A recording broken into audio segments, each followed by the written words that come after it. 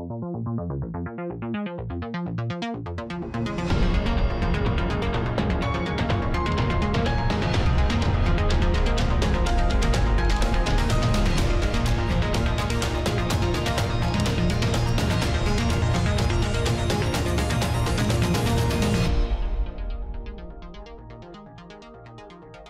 à tous et bienvenue dans ce nouvel immédiat. Bonjour Jean-Yves. Bonjour Nicolas. Et au sommaire, aujourd'hui, nous reviendrons d'abord sur la dissolution de Génération Identitaire décidée par Gérald Darmanin. Puis nous analyserons les conséquences de la grave agression d'un journaliste du média régional L'Union par un immigré algérien. Nous reviendrons ensuite sur l'actualité médiatique de la semaine dans notre traditionnelle revue de presse. Et enfin, nous conclurons cette émission avec une analyse des prévisions de l'INSERM et des médias sur le Covid-19. Immédiat numéro 338, c'est parti.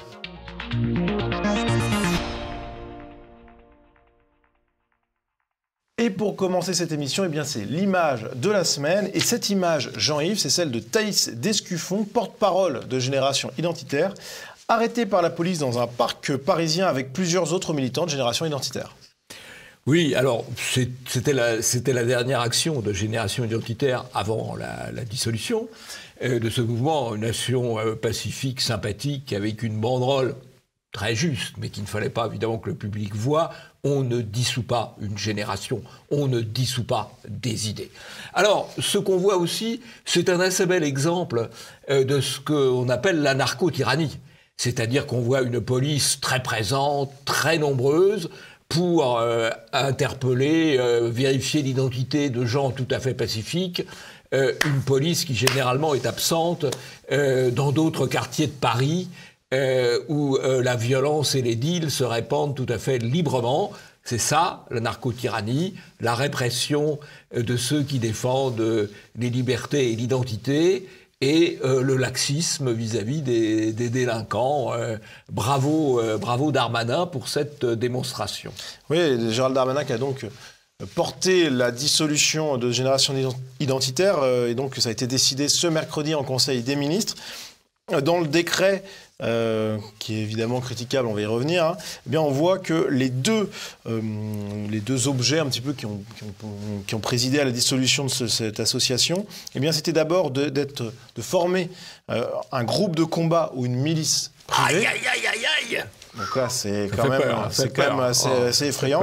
Et il y a également la provocation à la discrimination, à la haine et à la violence. Jean-Yves, que dire de cette dissolution ? Que dire de ce décret ? Alors, d'abord, la presse en a parlé, mais de manière assez neutre, assez factuelle, même un peu moins que factuelle quand on voit un grand article fait par un juriste dans le Figaro qui se pose la question de ce que fera le Conseil d'État au regard des dissolutions antérieures, au regard du droit. Il aurait pu conclure que le Conseil d'État devrait annuler au regard de tout ce qui s'est passé antérieurement. Ouais. Voilà. Et donc la presse, là, est quand même... elle ne cherche pas bien loin. Là, je cite le Figaro. Alors, qu'est-ce qu'il y a comme objet ? On regarde un peu le fond, là, pardon de le faire. Milice privée. Ça fait peur. Il y a deux arguments. Il y a l'université d'été, où... Alors moi, j'y étais à l'université d'été, aux dernières universités d'été, je sais ce que c'est. Ça n'a rien à voir avec un camp paramilitaire. Oui, c'est des jeunes gens qui font un peu de sport et beaucoup de travaux intellectuels. Voilà, beaucoup d'études intellectuelles, beaucoup d'exercices intellectuels et un peu de sport. Je vois pas en quoi c'est paramilitaire. Tout le monde fait du sport l'été. Alors il y a une question je me fais l'avocat du diable, mais bien sûr, vous êtes excellent dans ce rôle, qu'il s'agissait finalement de cours de boxe un petit peu virulents, quoi. Alors écoutez, j'en ai vu d'assez loin, j'aurais presque pu y participer, donc ça vous donne une idée de la violence au demeurant. Il n'est pas anormal que ces jeunes gens et ces jeunes filles, notamment les jeunes filles peut-être pour se défendre, prennent des cours de boxe, d'autodéfense, pourquoi pas. Je signale que dans les banlieues de l'islam, ça fait 40 ans que les collectivités locales et l'État, dans le cadre de la politique de la ville, financent des cours de boxe. Donc il y a d'un côté les cours de boxe qui sont financés par l'État pour les uns et qui sont non pas financé, mais interdit pour les autres. Ça aussi, c'est la narco-tyrannie. Est-ce qu'on peut aussi rajouter quelque chose sur le fond, peut-être, avant de... Alors, il y a les doudounes aussi. Oui, c'est vrai qu'il y avait ça. Il y a les doudounes, mais les doudounes, il y a déjà eu des décisions judiciaires qu'on dit qu'on relaxait. Donc, alors là, c'est assez extraordinaire. C'est-à-dire prendre comme argument pour dissoudre une association des faits qui ont déjà été poursuivis dans la justice et relaxés, chapeau. Et il y a également des termes qui ont été jugés... Oui, alors là, c'est pas la doudoune, c'est le t-shirt. Ouais. Il y avait un t-shirt sur lequel il était écrit, c'est vrai, ça je confirme. Un homme n'existe et n'a de signification qu'à travers son clan, son peuple et sa cité.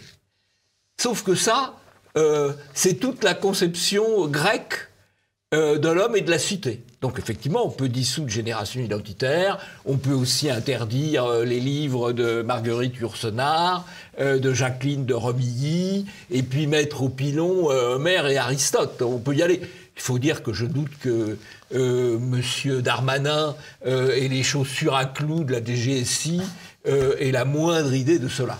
Oui, Gérald Darmanin, il est plutôt occupé à envoyer des SMS graveleux et un peu méprisables, peut-être, qu'à lire... à part les lupanards de Pompéi, il ne doit pas avoir beaucoup d'idées de la question. Dernier point sur cette question de génération identitaire, eh bien, c'est le fait qui a été relevé par plusieurs médias, selon lequel le terroriste de Christchurch était membre bienfaiteur de Génération Identitaire, c'est-à-dire qu'il avait effectué un don. Alors, il a effectué un don, effectivement, avant de commettre son attentat, donc je ne vois pas comment, quand vous recevez des dons, c'est extrêmement difficile, des milliers de dons, hein. Oui, vous ne savez pas qui les envoie, et si vous recevez des milliers de dons, il peut y avoir des gens pas forcément recommandables. Au fait, tous les donateurs de LRM... ce sont des brevets de vertu absolue. Il y a garder peut-être. Si on les épluchait, c'est certain qu'il y aurait Il y aurait sûrement des choses intéressantes. Donc c'est un argument qui n'a absolument aucune valeur juridique. D'ailleurs, je note qu'il y a eu un meurtre de masse en France il y a un peu moins d'une vingtaine d'années, qui était le meurtre de masse au conseil municipal de Nanterre, qui a été commis par le trésorier de la Ligue des droits de l'homme local, militant écologiste.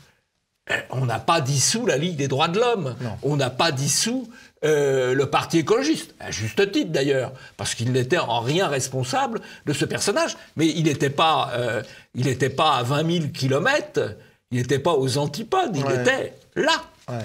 Ah, c'est totalement hallucinant. Et ça, honnêtement, les médias devraient tout de même le dire et pas se contenter de reproduire de manière distanciée la dépêche de l'AFP qui elle-même reproduit la dépêche du ministère de l'Intérieur. On voit bien la mécanique totalitaire. Passons au premier sujet. Les médias découvrent la violence des cités.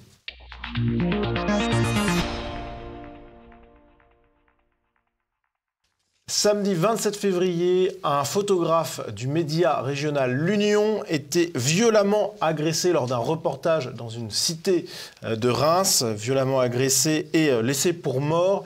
Il est toujours, à l'heure où on enregistre cette émission, dans un état grave, très grave, puisque son pronostic vital est a priori toujours engagé. Jean-Yves, ça a été l'émotion au sein de la classe médiatique, en tout cas déjà au sein de sa rédaction, où on a loué son travail, un Christian Lantenois, et également la justice s'est saisie de l'affaire, avec le procureur qui a ouvert une enquête. Et Jean-Yves, cette enquête, elle a été fructueuse peut-être? Alors, elle a été fructueuse puisqu'un suspect est arrêté.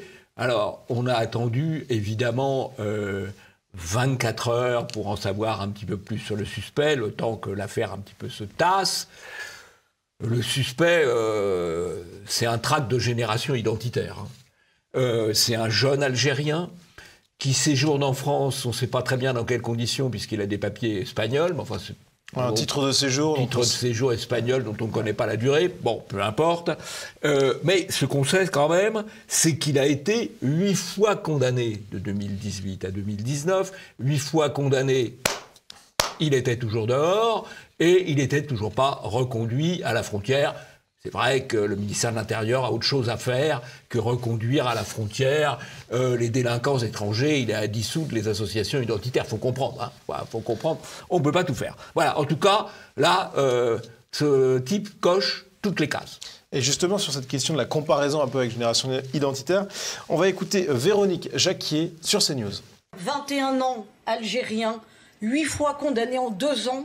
Voilà, le vrai chantier, il est là, je pense, il est pour régler ce genre de choses. Absolument. Il n'est pas en parallèle, Génération Identitaire à qui on fait un procès. Voilà, un procès de la part de ces jeunes gens qui veulent empêcher des Algériens d'arriver en France pour faire ce qui s'est passé avec ce photojournaliste. Alors je sais que ce sont un peu des raccourcis, ah non, mais c'est pas sauf que c'est pose quand même beaucoup de questions, forcément. Alors sur le contexte, on va s'intéresser un petit peu au quartier en question. On va écouter Sébastien Lacroix, l'un des rédacteurs en chef de l'Union.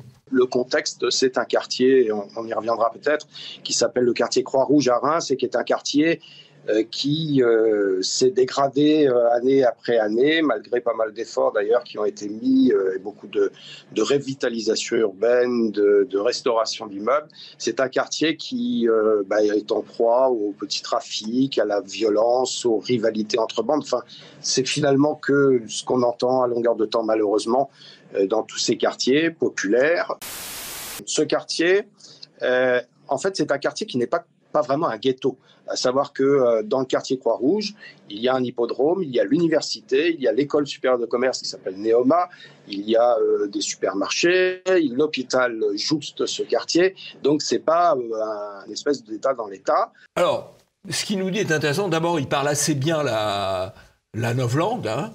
Il nous parle de quartiers populaires, alors que c'est des quartiers d'immigration, bien évidemment. Alors, ce qui est tout de même très intéressant, c'est qu'on découvre que c'est pas du tout un quartier paumé. C'est un quartier dans lequel on a fait des investissements publics, dans lequel la politique de la ville a dépensé des dizaines de millions, peut-être des centaines de millions. C'est un quartier qui a été sous perfusion de crédit public. Et manifestement, sans aucun résultat. Donc c'est intéressant ce qu'il nous dit. Et ce qu'il ne nous dit pas finalement aussi, parce que bon. Ce qu'il ne nous dit pas. Non. Il n'en tire pas les conclusions, bien sûr. Sinon il perdrait son poste, il faut le comprendre. Mais en tout cas, il va un petit peu plus loin, toujours sur CNews, puisqu'il évoque, face à la violence de ces habitants de ces quartiers, un journalisme de guerre. Il devient quasi impossible de faire des enquêtes en profondeur dans un quartier comme ça. Parce que, et je pense que c'est exactement pareil, voire pire d'ailleurs dans l'Essonne ou dans le 9-3, on est sur du journalisme, je vais dire, de guerre, parce qu'il faudrait avoir, comme on dit, des appuis, des fixeurs, comme on dit, sur place pour pouvoir faire correctement son travail. Ça sera un travail de très longue haleine, avec beaucoup de risques. Et donc, de ce point de vue-là, on n'y va plus. L'expression journalisme de guerre est très forte, parce que ça veut dire quoi ? Ça veut dire que ces quartiers sont désormais des quartiers étrangers, des quartiers qui échappent totalement à la loi commune, et qui échappent totalement à la loi commune, en partie à cause de la complaisance des médias qui, pour prendre un exemple, ont contribué à faire que la police y soit interdite. Puisque à chaque fois que la police intervient, si ça tourne mal, ils ont chargé la police. Qu'on se souvienne des affaires Adama, des affaires Théo et j'en passe. Et donc, les médias ont contribué à faire en sorte que la police ne puisse plus aller dans ces quartiers. Puis après la police, c'est les pompiers qui sont caillassés, parfois les médecins. Parfois les médecins, effectivement. Bon, et maintenant les journalistes. Bah oui, les cocos, ça finit par arriver.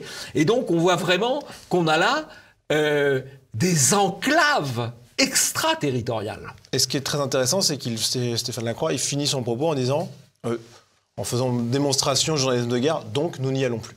Donc ils n'y vont plus, mais en plus, ils contribuent à interdire ou à diaboliser ceux qui disent ce qui se passe dans ces quartiers où ils ne vont plus. C'est un aveu, qui est intéressant. On est triste pour eux. Ce photographe devait faire son travail avec courage. Mais c'est toute la profession qui devrait s'interroger. Mais en fait, ils ne vont pas au bout. On le verra même après, au fur et à mesure du sujet. Mais ils posent des questions, mais ils n'abordent pas toutes les réponses possibles. En tout cas, Jean-Yves, On peut noter que malgré un tweet du syndicat national des journalistes et globalement quand même un émoi dans la profession qui était assez important, la couverture médiatique, bon, elle n'a pas été si forte que ça. Ça a d'ailleurs été noté par Pascal Praud, qui a violemment attaqué le parti pris idéologique des médias. Les médias choisissent parfois leurs victimes ou leurs affaires. Je trouve que l'affaire de Reims est très peu médiatisée, pour tout vous dire. Très peu médiatisée depuis hier. Pourquoi ? Parce que ça ne correspond pas à la grille idéologique, parfois, des médias mainstream. Si dans une manif de Génération Identitaire, un journaliste est attaqué par un des membres de Génération Identitaire, toute la presse ouvre dessus. Aujourd'hui, les médias jouent un rôle très fort, peut-être plus fort qu'avant. Pourquoi ? Parce qu'ils sont uniformes, ce qui ne me semblait pas le cas, paradoxalement, il y a 30 ou 40 ans. C'est-à-dire le mainstream, le politiquement correct, a influencé toutes les rédactions. Les jeunes journalistes qui sortent des écoles de journalisme me paraissent incroyablement formatés, ce qui n'était pas le cas il y a 40 ou il y a 50 ans. Pascal Praud, comme d'habitude, très, très convaincant, très juste, il dit tout de même une chose en disant si c'est un journaliste qui avait été mis dans cet état par Génération Identitaire, on en a parlé, sauf que Génération Identitaire n'a jamais malmené de journaliste. Voilà. Donc, même là, il... Oui, il donne un peu l'exemple de poids de mesure. Bien sûr, mais bon, il fait quand même très bien le travail, et notamment la mise en cause des médias mainstream, parce qu'il faut bien comprendre qu'il y a une différence entre ce qui se passe sur CNews, où il y a un certain nombre d'informations réelles qui sont données, ou sur Sud Radio, et le reste des médias, c'est-à-dire 98% ou 97% des médias. Ce qui est extraordinaire, c'est vraiment ce dont il parle, c'est le conformisme, y compris chez les plus jeunes journalistes, où c'est encore plus fort qu'il y a 50 ans. Et c'est ce qui explique finalement qu'il y a les cités où on ne va plus, mais on ne dit même plus qu'on n'y va plus, où on ferme les yeux, on occulte totalement. Enfin, c'est assez hallucinant. Alors, sur les écoles de journalisme, je crois qu'il y a deux phénomènes. Il y a le phénomène que les gens qui les forment sont les plus engagés, qu'elles sont toutes à monoculture, et qu'elles forment des gens moins cultivés, parce qu'il y a une régression quand même culturelle en France et en Europe depuis 1 à 2 générations. Et donc, ayant moins d'esprit critique. Oui, non, mais c'est ça. Et donc, beaucoup plus à la nuance. Il y a pas de nuance. Beaucoup plus soumis, beaucoup plus conformistes. Ils sont incapables d'envisager des hypothèses qui sont politiquement incorrectes. Et d'ailleurs, on va le voir avec cet article, cette tribune dans le Figaro Vox, de Christophe Deloire, secrétaire général de Reporters sans frontières. Et Jean-Yves, donc, dans cette tribune intitulée « Les banlieues, terrain hostile à bas bruit pour les médias », il y a un espèce d'aveuglement quand même. Oui, alors le Figaro Vox, c'est censé être quand même la partie droite du Figaro. Là, elle donne la parole au directeur de Reporters sans frontières, pourquoi pas. Il y a eu d'ailleurs de bons Reporters sans frontières, puisque dans le temps, il y a eu Ménard. Bon, voilà.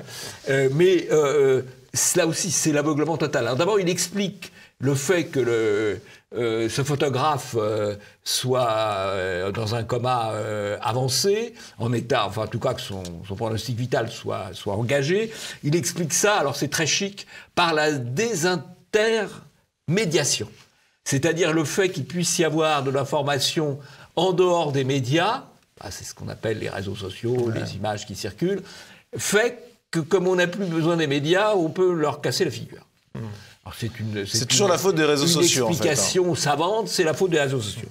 Et puis, il explique ça de manière générale et il met sur le même plan cette agression qui vise à tuer.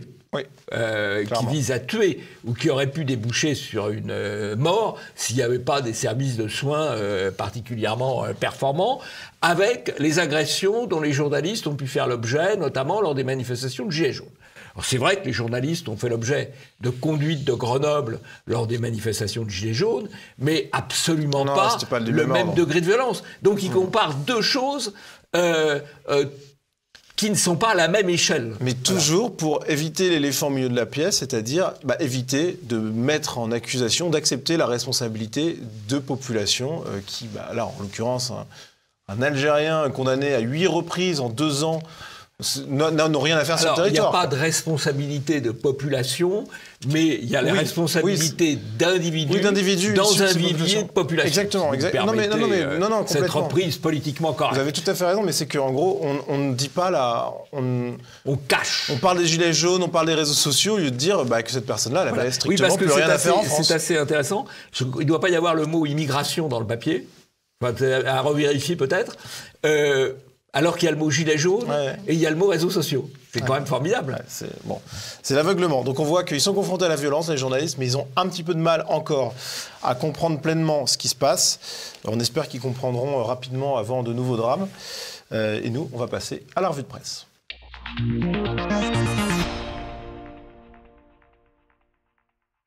Et pour commencer cette revue de presse, nous allons nous intéresser à une une de Libération qui aurait pu être même presque l'image de la semaine, Jean-Yves, parce que c'est un espèce de retournement de veste.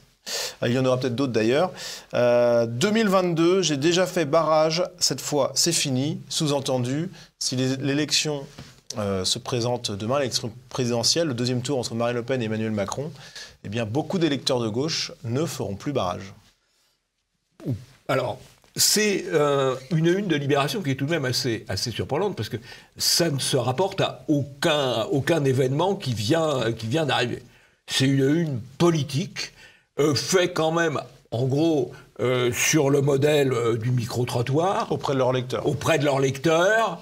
Alors, c'est peut-être représentatif d'ailleurs d'un état d'esprit d'une partie des électeurs de gauche. Mais en plus... j'ai fait barrage, je recommencerai plus.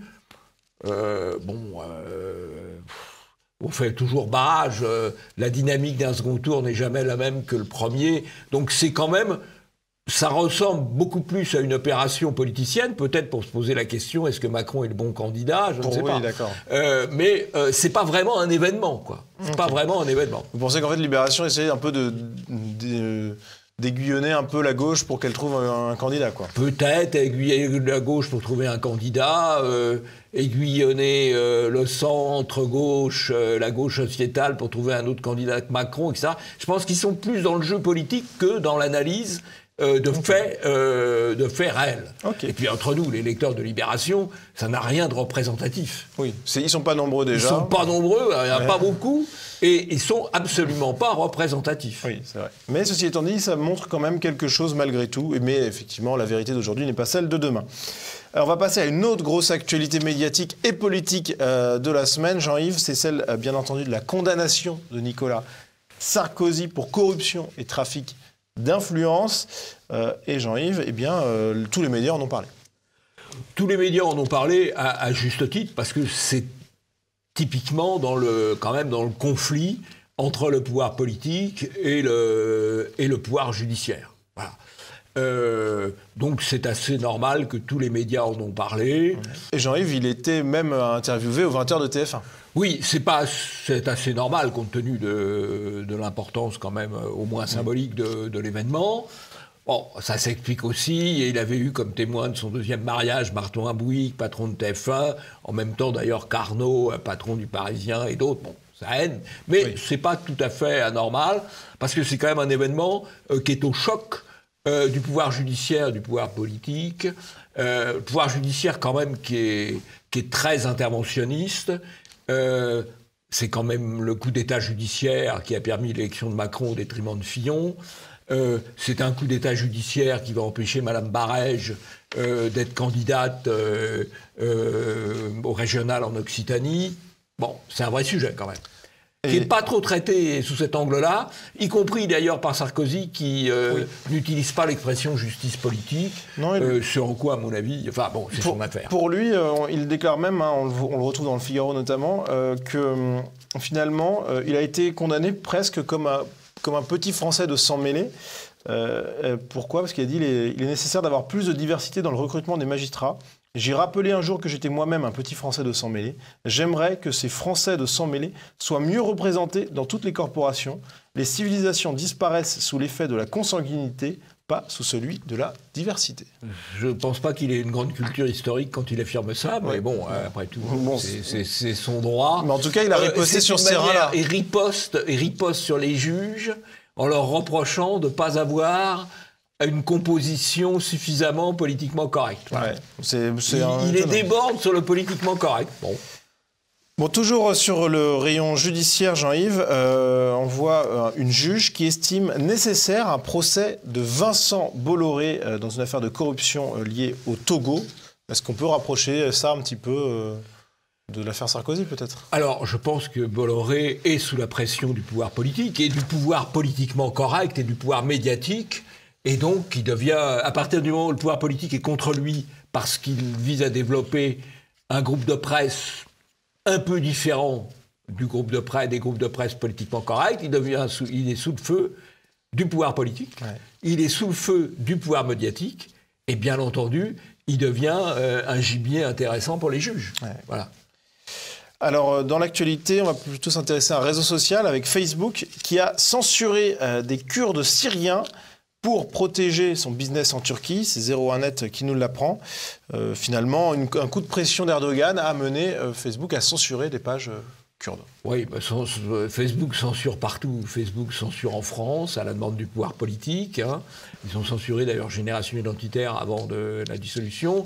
Ils censurent Trump aux États-Unis. Donc quand vous censurez quelqu'un qui a 75 millions d'électeurs... Oui, on n'est plus à ça près. Il n'y a pas de raison de se gêner pour faire plaisir à Erdogan. Ce qui est intéressant, c'est que autant la censure, on va dire, contre Génération Identitaire ou Trump même, bon, voilà, elle a été faite au nom du politiquement correct et du bien. Là, c'est pas ça. Là, pour le coup, les Kurdes sont plutôt dans le camp du bien. Plutôt dans le camp du bien. Oui, c'est assez compliqué, les Kurdes. Ils embêtent beaucoup de monde. Donc voilà. Enfin, on est sur autre chose. Là, on est vraiment sur une pression purement business, quoi. Oui. Mais oui, ils sont pliés quand même. Autre actualité, c'était la semaine dernière, le Telegram qui a réalisé un petit exploit, Jean-Yves, puisque 10 suspects ont été interpellés le 29 mars pour possession de 13 kilos de cannabis, ce qui est plutôt pas mal. Et c'était des suspects venus de régions parisiennes. Et pour le Telegram, leur prénom était étrangement uniforme, on va dire. Oui, Amélie, Anaïs, Alain, Héloïse, Mathieu, Henri, à mon avis, ils doivent venir de Versailles. Versailles paroisse, je pense. Alors, l'explication... Je pense qu'ils viennent de Versailles paroisse. Il y a une explication alternative, c'est que les prénoms ont été modifiés, nous disent les auteurs de l'article.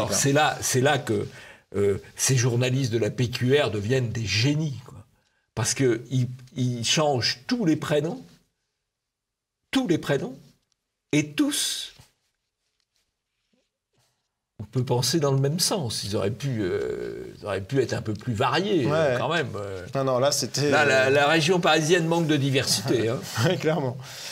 On va passer à une actualité justice, avec l'ancien ministre Jean-Michel Baillet, entendu sur des accusations de viol sur mineurs. On en parle parce que c'est une actualité médiatique, puisque c'est le patron de la Dépêche du Midi. Il y a eu prescription, les faits il a été entendu, rien de plus, bien entendu. Présomption d'innocence.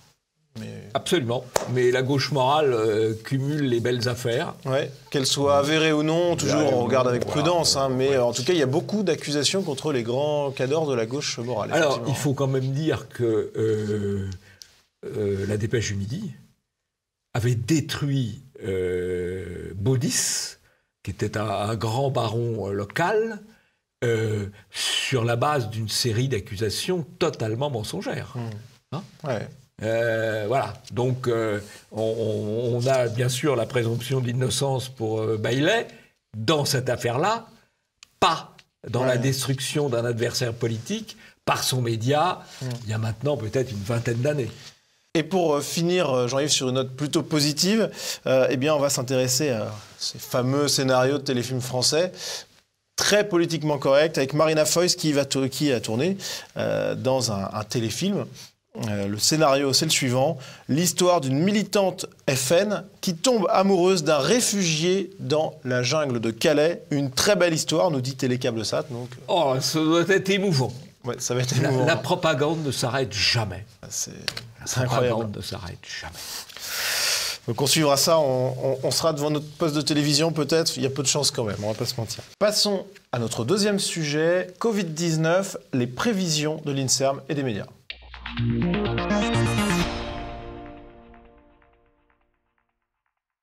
étude de l'INSERM a fait la une de tous les médias il y a quelques semaines. Exemple avec BFM pour Vittoria Colizza, qui est donc chercheuse à l'INSERM. On aura besoin de mesures plus fortes contre le variant britannique. Et dans l'article, on peut lire « Les mesures de protection actuelles ne sont pas capables de réduire le variant britannique. On aura besoin de mesures plus fortes pour agir. Dans l'absence de mesures de contrôle renforcées, une croissance rapide des cas est attendue. » Et dans cette étude, eh bien, on voit, l'Express nous l'apprend, que l'INSERM prévoit une remontée en flèche des admissions à l'hôpital. France Info précise jusqu'à 25 000 admissions hebdomadaires à l'hôpital fin mars. Alors l'étude a été publiée le 14 février donc par l'INSERM. Déjà, la forme était quand même spécifique puisque, comme beaucoup de publications sur le Covid-19, eh bien, on a beaucoup de mal à avoir les données précises. On est obligé Là, concrètement, on a été obligé de grossir énormément les courbes pour pouvoir arriver à voir un petit peu ce que voulaient dire les auteurs. Et cette étude, eh bien, elle a été beaucoup mise en avant par Olivier Véran, qui a tout simplement invité Vittoria Colizza, donc la chercheuse qui a mené cette étude, à son point de situation hebdomadaire sur le Covid-19, une conférence de presse. Et on va le voir tout de suite avec cet extrait. Pour que vous ayez en toute transparence le même niveau d'information que nous à ce sujet, j'ai demandé à Madame Colizza, que je remercie de sa présence. Elle est directrice de recherche à l'Institut Pierre-Louis d'épidémiologie et de santé publique, de vous présenter des modélisations qui tentent de mesurer en quoi la progression des variants pourrait avoir un impact sur la progression de l'épidémie et sur le nombre de personnes hospitalisées dans les semaines à venir. Merci beaucoup, Monsieur le Ministre. Donc j'arrive sur cette étude qui prévoyait jusqu'à 25 000 admissions hebdomadaires dans les hôpitaux fin mars. Quel est votre avis ? Ah ben je n'ai pas d'avis. Cette étude est officielle, présentée par une chercheuse officielle, travaillant pour un organisme officiel, l'INSERM, et présentée par un ministre officiel, Olivier Véran. Donc, d'après les standards de YouTube, c'est une vérité qu'on ne peut pas contester. Donc, vous avez bien fait de présenter cette étude, mais je ne la commenterai pas. On va quand même essayer de comparer cette étude, ces prévisions au réel aujourd'hui, puisqu'on a quand même des éléments de comparaison. On va tenter ça. Alors, on va tenter ça. On va tenter ça. Alors, déjà, il faut avoir en tête que la courbe qui était présentée par les études d'admission à l'hôpital allait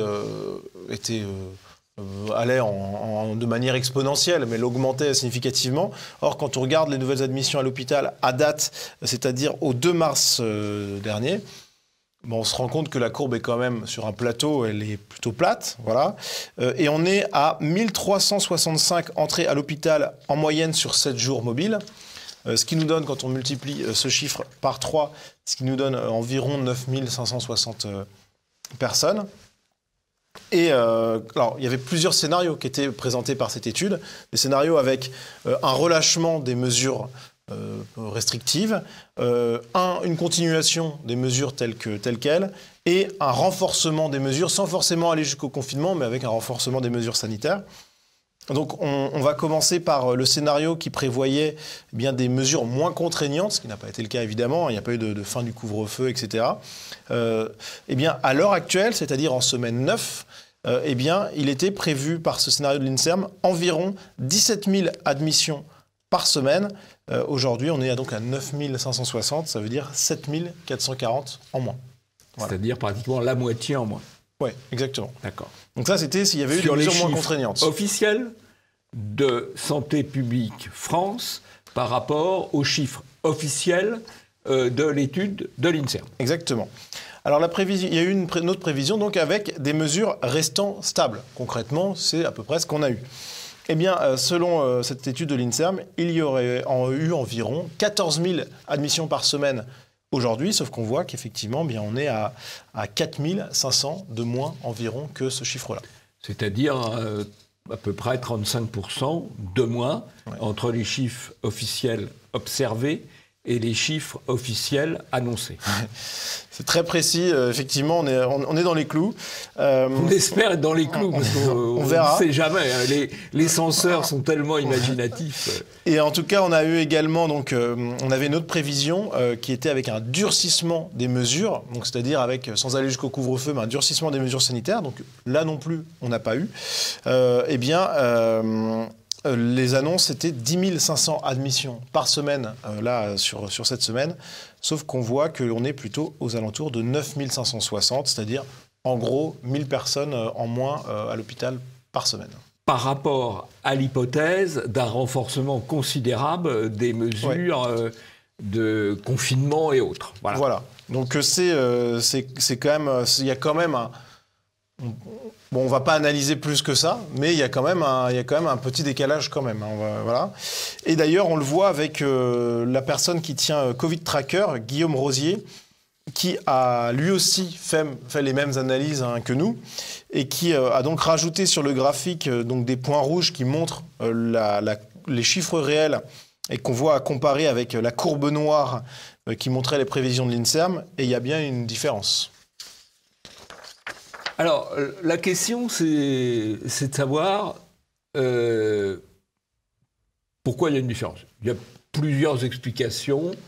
La première, c'est que la commande politique de la recherche pouvait être une commande un peu orientée. Je ne sais pas si c'est le cas. Ça a été le cas en Allemagne. On sait que ça a été le cas en Allemagne. En mars de l'année dernière, il y a eu un article de Die Welt qui n'a pas fait beaucoup de bruit, mais qui montrait que le ministère de l'Intérieur allemand avait passé une commande scientifique à visée inquiétante. Honnêtement, je ne sais pas du tout si c'est le cas. La deuxième explication, qui est peut-être tout simplement la bonne, c'est qu'il est extrêmement difficile pour un modèle de prévoir le réel. Parce que dans le réel, il y a toujours des choses, des données qui échappent à la mise en forme mathématique. Ouais. Voilà. Là, apparemment, ils ont mis en forme mathématique les évolutions de l'ancien virus, on peut dire, et du variant anglais. Mais il y a d'autres données. Il y a le climat, il y a le temps, plus exactement, il y a la météo, il y a des tas de choses. Et donc, le modèle, il ne peut pas totalement appréhender le rêve. Je fais un petit commentaire supplémentaire. Pour le moment, je pense que c'est encore autorisé. Je pense qu'il peut y avoir les mêmes problèmes avec beaucoup de modèles climatiques qui font tourner des variables. Bon, alors, est-ce qu'elles représentent ou non le réel? Alors là, c'est plus difficile à savoir. Parce que quand on vous dit il y aura de la vigne en Angleterre en 2050, c'est peut-être vrai, mais c'est possible.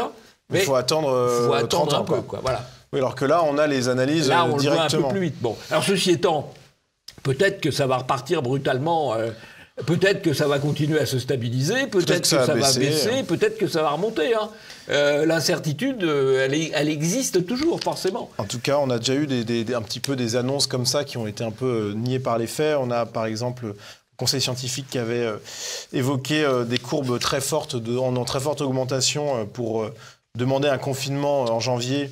Finalement, les chiffres avaient démenti ces prévisions. De même, Emmanuel Macron, qui était inspiré de l'Institut Pasteur, avait annoncé, quoi qu'il arrive, 9000 personnes en réanimation à une date. Finalement, il y en avait beaucoup moins. Bon, il y a quand même des petites différences, quoi. Bon, pour conclure ce sujet, Jean-Yves, petite info médiatique, puisque des journalistes de BFM TV et d'autres personnes d'ailleurs auraient été pris un peu la main dans le sac. Alors, d'après le Canard enchaîné et d'après Capital, il y aurait eu des consultants de plateau, des médecins de plateau de la PHP, des consultants de la PHP au service de BFM TV, un officier de la brigade des sapeurs-pompiers et quelques chroniqueurs aussi. Quelques chroniqueurs de BFM TV qui auraient été pris dans un déjeuner, dans un restaurant clandestin. C'est terrible, là. Alors, bon... C'est un peu plaisant, finalement, comme information. Ça prouve peut-être qu'ils ne sont pas totalement convaincus de ce qu'ils racontent, quoi. Voilà, c'est un peu ça que tout le monde a le droit de déjeuner dans des restaurants clandestins, mais pas eux. Ouais, voilà. C'est enfin, comme... tout le monde, personne n'a le droit de déjeuner dans des restaurants non, clandestins, mais eux encore moins. Ils font la leçon à longueur de journée pour finalement aller au restaurant. Bien écoutez, Jean-Yves, vous avez un coup de chapeau pour finir cette émission. J'ai un coup de chapeau, comme souvent, enfin tous les 2 mois, hein, ou fréquemment, pour Conflit, la revue de géopolitique, qui vient de faire un numéro consacré à la géopolitique de la peur, la stratégie de la menace. Je crois que c'est vraiment à lire en ce moment. Et la couverture est très belle. Est assez chouette. Hein, elle est marrante. Entre le gars de Canon au Capitole, le chinois, le virus, Greta voilà, c'est parfait. Hein. Joli, pas mal du tout. Eh bien, écoutez, c'est noté, Jean-Yves. Merci à vous tous d'avoir regardé cette émission. Partagez-la au maximum, diffusez-la autour de vous. Et Jean-Yves, on se dit à la semaine prochaine. À la semaine prochaine.